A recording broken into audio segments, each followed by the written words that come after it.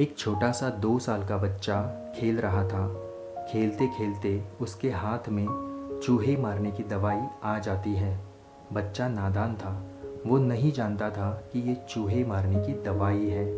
वो तो इस दवाई को चॉकलेट समझकर खुश हो रहा था। वो इसे खाने ही वाला था कि उसकी माँ का ध्यान उस पे गया। माँ ने तुरंत बच्चे के हाथ में से वो चूहे मारने की दवाई छीन ली। बच्चा ज़ोर ज़ोर से रोने लगा। बच्चे के रोने के बावजूद भी माँ ने उसकी एक नहीं सुनी और वो दवाई उस माँ ने कहीं पे छिपा दी, क्योंकि बच्चा नहीं जानता था कि ये चॉकलेट नहीं, चूहे मारने की दवाई है। पर माँ तो जानती थी कि ये चूहे मारने की दवाई है और ये मेरे बेटे के लिए सही नहीं है।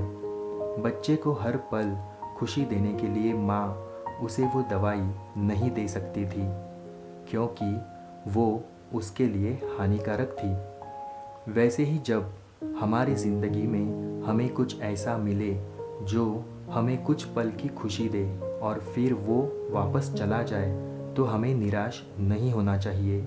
तभी हमें यही सोचना चाहिए कि हमें जो मिला था वो हमारे लिए अच्छा नहीं था। इस चूहे मारने की दवाई जैसा ही था। जैसा माँ ने बच्चे के हाथ में से इस चूहे मारने की दवाई को ले लिया, वैसे ही ईश्वर ने हमारे हाथ में से वो ले लिया, क्योंकि वो हमारे लिए अच्छा नहीं था। कभी कभी हमें सही और गलत का फ़र्क इस नादान बच्चे की तरह पता नहीं चलता है। पर जैसे माँ को तो पता था, वैसे ईश्वर को सब पता होता है। इसलिए हमें ईश्वर की योजना पर भरोसा रख के हमारे साथ जो हुआ वही हमारे लिए बेहतर था, ऐसा सोचना चाहिए।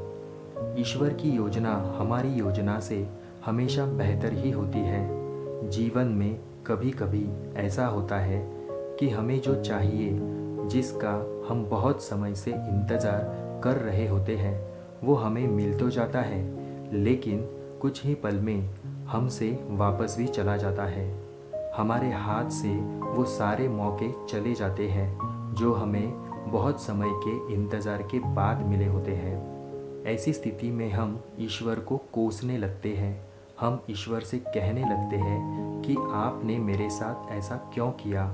कुछ समय के लिए हमारा भरोसा ईश्वर पर से उठ जाता है, किंतु कुछ समय के बाद हमें ये एहसास हो जाता है कि जो हुआ वो हमारे लिए अच्छा ही था। ईश्वर की योजना हमसे अच्छी होती है। हमें ये बात समझनी चाहिए कि जो हमारे हाथ से चला गया वो हमारे लिए अच्छा नहीं था। ईश्वर ने जो कुछ भी किया वो सोच समझकर ही किया होगा। धन्यवाद।